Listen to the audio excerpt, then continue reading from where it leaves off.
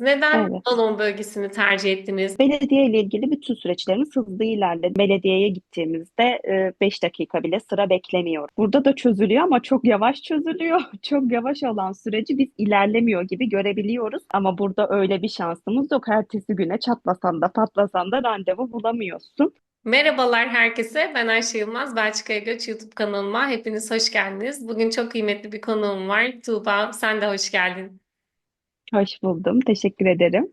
Nasılsın, iyi misin? İyiyim. Teşekkür ederim. Sen nasılsın? Ben seni gördüm. Hem iyi oldum hem gururlandım.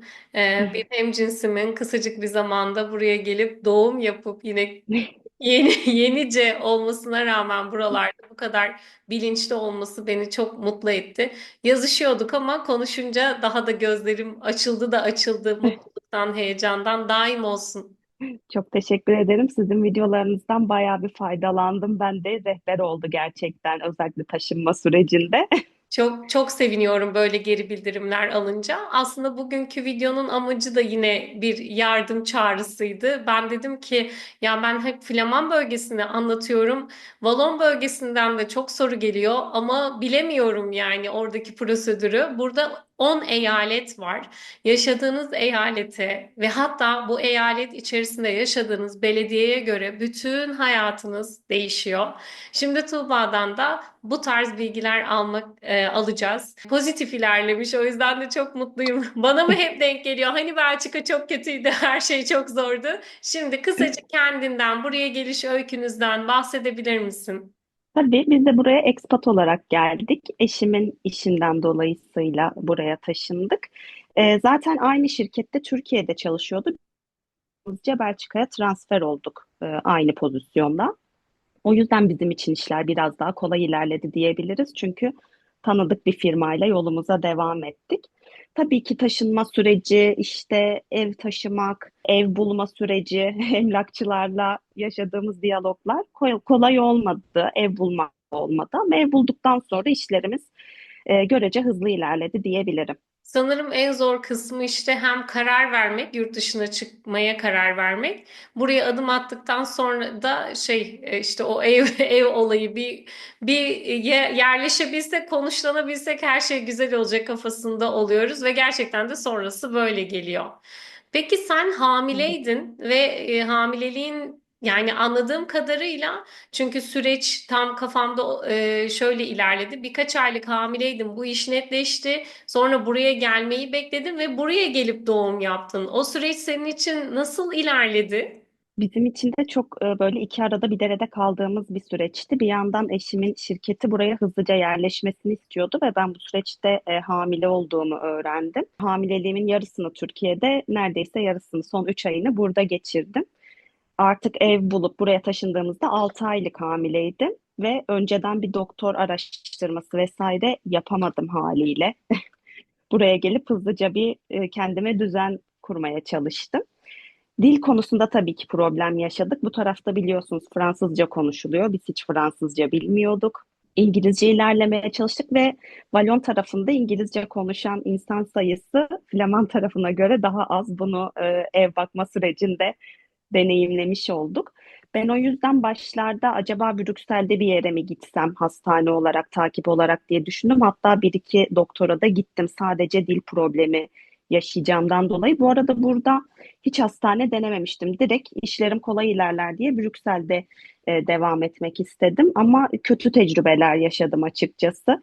Evet, gittiğimiz doktorlar İngilizce biliyordu ama ben aynı zamanda hemşire olduğum için süreçte bir gariplik olduğunu fark ettim. Bir güven ilişkisi kuramadım. Sonra 7 aylık, 7,5 aylık hamileyken artık doğuma az kalmıştı. Evime en yakın hastaneye gitmeye karar verdim tüm tabularımı yıkıp. Neyse ki sağlıkçılar çoğunlukla burada da İngilizce konuşuyorlar. O konuda hiç sıkıntı yaşamadık. Doğru tercih olarak bence bu tarafta yaşayanlar evine en yakın hastaneyi seçebilirler diye bir öneride bulunabilirim. Çok iyi bir doktora denk geldik. Hastanedeki tüm personel çok güler yüzlüydü. Kimse şakır şakır İngilizce konuşmuyordu. Benim de şakır şakır bir İngilizcem yok bu arada, eşimin iyi ama. Biz bütün işlerimizi hallettik. İşlerimiz bir yerde tıkanmadı. Doğumumu da burada Otine Louvain-la-Neuve Saint-Pierre Hastanesi'nde yaptım. Süreç gayet güzeldi. Ben çok memnun kaldım. Maşallah ya, gerçekten Türkiye'de bile hani kurulu düzende bile ya da evin, işin, her şeyin belliyken stresli geçen bu süreci çok güzel yönetmişsin. Senden aldığım enerji öyle, bilmiyorum tabii içinde neler yaşıyorsun ama şeyi merak ettim. Hani dedin ya, bir sağlıkçı olarak Brüksel'deki hastane deneyimlerim çok pozitif değildi, bir şeyler anormaldi. Mesela senin için en top negatif şey neydi? Mesela ben Şirek Hastanesi'ne, Şirek Delta Hastanesi'ne gittim. Çoğu yabancının da önerdiği, İngilizce konuşabileceğim için önerdikleri bir hastaneydi. Ama kritik bir haftada gitmeme rağmen işte doktor detaylı muayene yapmadı. O hafta detaylı ultrasonumun yapılması gerekiyordu. Detaylı ultrasonu yapmayı bir kenara bırakıyorum. Cihazlar inanılmaz eskiydi. Burayı zaten Türkiye ile kıyaslamayacağım bu noktayı kesinlikle. Doktorum da İzmir'de çok iyiydi. Onunla hiç kıyaslamayacağım. Ama mesela kan uyuşmazlığı problemimiz vardı. Doktor kan grubumu dahi sormadı. Bunu bile akıl edemedi. Genel olarak çok ilgisiz ve rahattı. Sonra başka bir Türk doktora gittim. İsmini vermek çok doğru olmaz diye düşünüyorum. Genel olarak çok memnun kalan insanlar da var. Ama ben oradan da çok memnun kalmadım. Çünkü ben aynı zamanda yeni doğan hemşiresi olduğum için ve doğumhane kısmında çalıştığım için sürecin çok içindeyim. Hangi haftada neler yapılması gerektiğini çok iyi biliyordum. Burada onu görmeyince bayağı bir hayal kırıklığına uğradım. Bir yandan da panik olmaya başladım. Çünkü doğum zamanım yaklaşıyordu. En son doğum evlerini falan araştırmaya başladım. Sadece ebelerin doğum yaptırdı. Çünkü burada ebelerin çalışma alanı güzel ve başarılı. Ama yine de hastanede doğum yapmanın daha sağlıklı olacağını düşündüğüm için bir rahatlayıp en yakınımdaki hastaneye gittim. En iyi doktora da orada denk geldim. Biraz şans mı diyelim bilmiyorum. Ne mutlu ya. Zor ilerlemiş elbette ama güzel sonuçlanması yüreklere su serpiyor tabii ki. Evet. Çok kez Türkiye'ye gidip doğurmayı düşündüm ama tabii o kafa da başka bir kafa zaten. Tabii ki çok haklısın. Ben Türkiye'de doğum yapmış biri olarak yanımda birçok arkadaşım benden önce doğum yaptı ve birçok kadın doğumcu önerdi. Ama ben aynı şekilde çoğuyla bir etkileşim, iletişim, bir gönül bağı kuramadım. Bu işler çok göreceli. O yüzden hani teşekkür ederim, isim vermedin. Çünkü benim sevdiğimi o başkası sevmiyor. Tam tersi olabiliyor. O yüzden İlber Ortaylı'nın bir lafı var. Özellikle onu dinledikten, okuduktan sonra çok ben de hak vermiştim. Bu doktor olaylarında referans olmamak en güzeli. Özellikle kritik mevzularda. İşin maneviyatı da size çok kalıyor. Siz birini öneriyorsunuz. Orada her şey olumsuz gittiğinde ruhen çok kötü hissediyorsunuz. O yüzden sonuca bakıp Evet, güzel deyip böyle inşallah bundan sonra da her şey güzel gider diye umut ediyorum senin adına. Peki ben teşekkür konuya ederim. farklı bir yerden girdim. Kendi kişisel merakıma da yenik düştüm. Siz şu an Valon bölgesindesiniz. Neden Evet. Valon bölgesini tercih ettiniz? Nerede yaşıyorsunuz? Belediye hizmetlerinden memnun musunuz? Komşuluk ilişkileri nasıl? Birazcık bunlardan bahsedebilir misin? Tabii eşimin işinden dolayı biz bu tarafa taşındık. Eşim Otini'de çalışıyor, burada Louvain-la-Neuve diye bir şehrinde. Biz de buraya yakın olabilmek adına Namur'a bağlı Jamblu eyaletinde yaşıyoruz. Burası küçük bir yerleşim bölgesi olduğu için evimiz de belediyeye 3 dakika yürüme mesafesinde olduğu için bizim için süreç hızlı ve güzel ilerledi taşındıktan sonra. Evimize taşındıktan hemen 2 gün sonra polis ziyaretimize geldi. Çok kısa sürdü zaten. Sonra biz arkasından kimlik başvurularımızı hemen yaptık. Kimlik başvurularını yaptıktan sonra evimize posta geldi kimlikleriniz hazır diye. Yaklaşık bir hafta 10 gün kadar bir süreçte biz kimliklerimizi ya Belçika oturum kimliklerimizi teslim aldık. Belediye ile ilgili bütün süreçlerimiz hızlı ilerledi. Aslında başta bu süreçler için randevu almamız gerektiği söylendi. Randevu almak için belediyeyi aradığımızda İngilizce iletişim kuramadık. Evimize de yakın olduğu için direkt gittik. Bizi geri çevirmediler.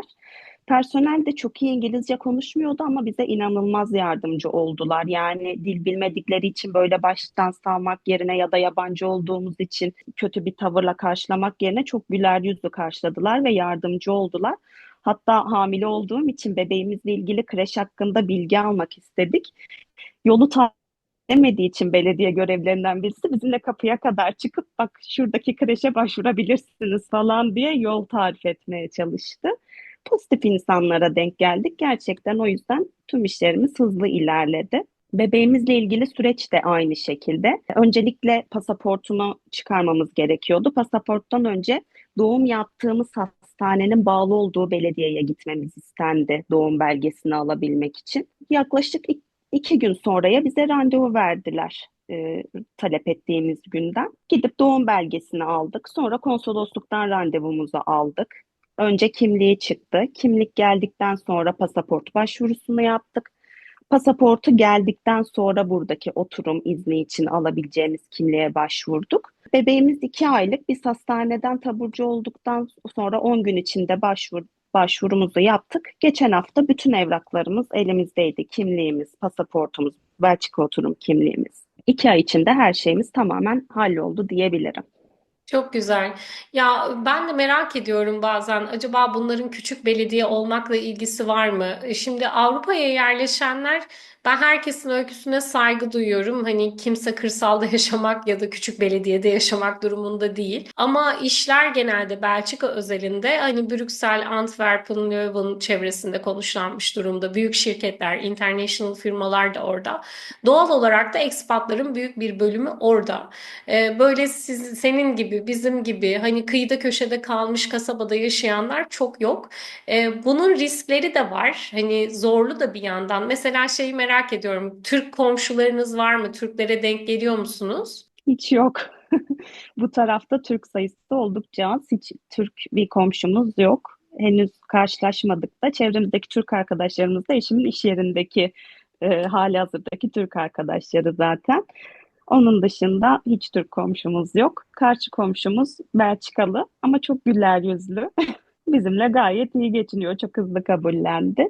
Bu taraflarda Türk sayısı oldukça az ama. Ya bizde tam tersidir ya Türkiye'ye biri yerleşse şimdi bir Amerikalı İstanbul'da mı daha hızlı kaynaşır her şeye alışır yoksa ne bileyim Sinop'ta mı Ağrı'da mı Kastamonu'da mı hani o yüzden bizde doğal olarak yaşadığımız ve yaşam tecrübemiz buna yönelik olduğu için düşünüyoruz ki Belçika'ya ya da Avrupa'ya yerleşirken küçük yerde yapabilir miyiz diye.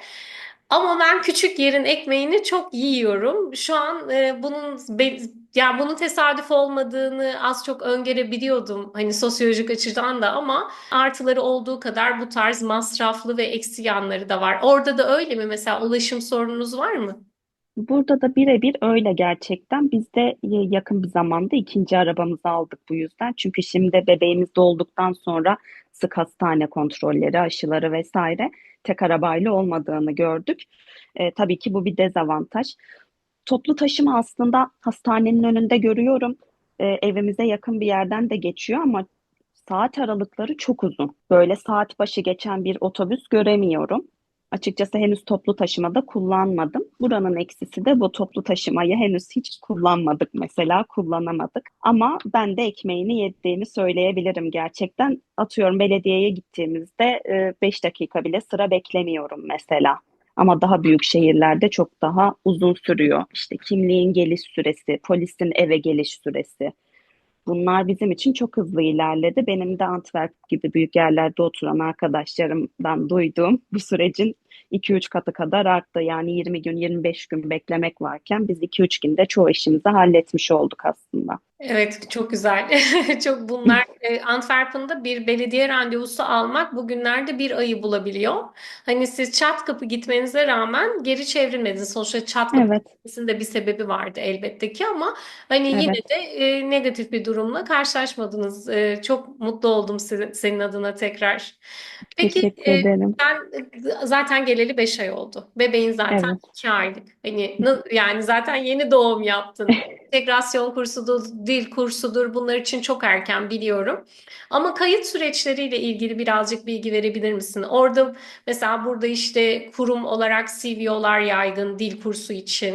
İşte küçük belediyeye gittiğin zaman benim adıma büyük şehirlerde yine Atlas falan destek oluyor ama küçük belediyelerde gidiyorsun sana bir flyer veriyorlar. Benim öyküm en azından öyle ilerledi. Orada bir numara var. O numarayı arıyorsun. Hem entegrasyon hem dil kursu için bir asistan atanmasını istiyorsun. Ve zaten asistan atanınca da işlerin halloluyor. Orada nasıl bu durumlar? Burada da çok benzer. Ben tabii küçük bir bebeğim olduğu için henüz başlayamadım ama belediyede bebeğimizin kimliği için başvurduğumuzda görevli bana bununla ilgili küçük bir belge verdi, entegrasyon kursuyla ilgili. Bu arada ben talep etmediğim halde verdi. O konuyu da es geçmiyor olabilir yani. Bana verdikleri broşürde ben henüz iletişime geçmedim ama broşürde şu adımlar vardı. Entegrasyon da, dil kursu da, işte meslek edinme kursları da diyeyim. Hepsi bir arada işliyor aslında.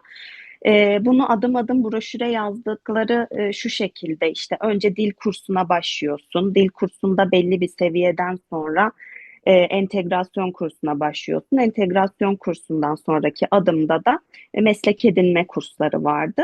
Ben yalnızca dil kursunu merak etmiştim. Çünkü bazı arkadaşlarımız işte başvuru yaptıktan bir sene sonra kursa başlayabilmişti. Bu süreci merak ettiğim için yalnızca dil kursuyla ilgili bir mail attım. Bana geri dönüş yaptıklarında işte önümüzde Temmuz ayında açılacak bir kurs var. İsterseniz sizi buraya kayıt için bilgilerinizi alabiliriz, gelip görüşebilirsiniz gibi bir bilgilendirme maili geldi.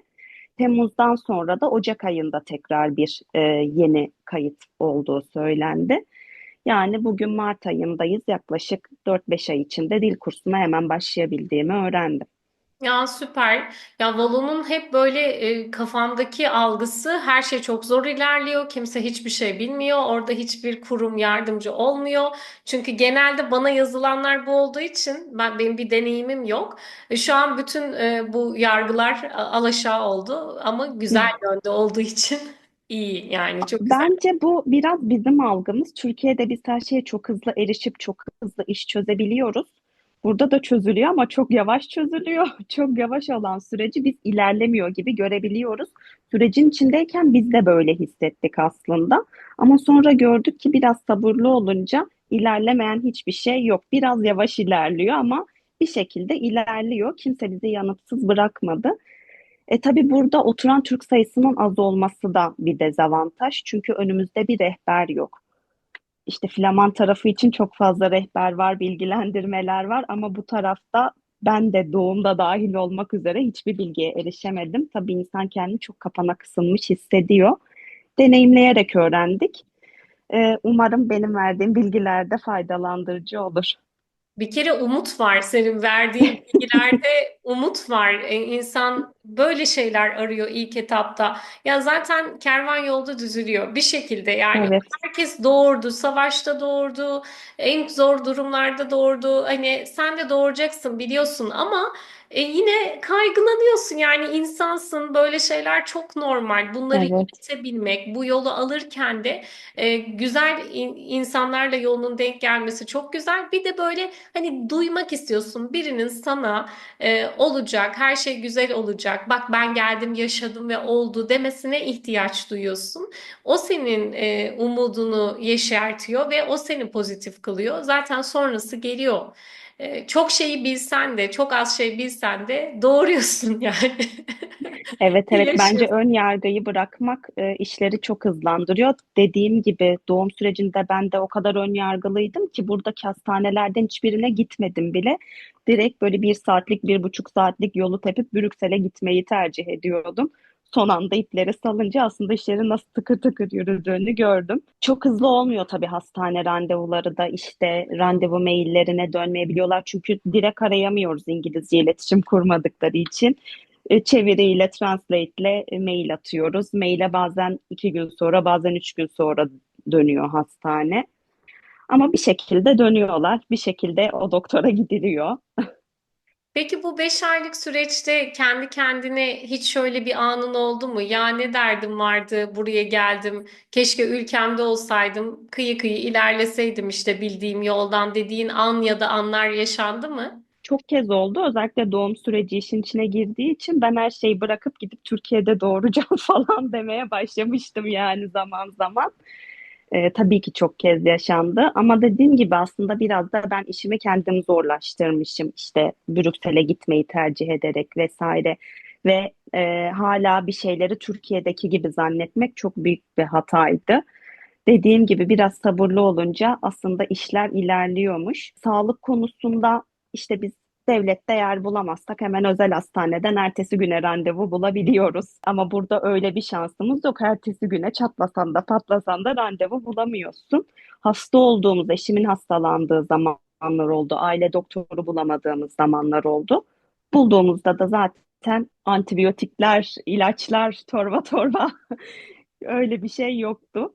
Buradaki doktorlar da biraz zaten işi böyle kendi sürecine, olağan sürecine bırakıyorlar. Mesela eşim bir viral enfeksiyon yaşamıştı. Doktor hiçbir ilaç yazmayacağını, bunun zaten 3-4 gün içinde kendiliğinden geçeceğini söyledi. Böyle boşu boşuna muayeneye gitmiş gibi olduk. Ama gerçekten doktorun söylediği gibi 3-4 gün içinde geçti mesela hastalığı hiçbir ilaç kullanmadan.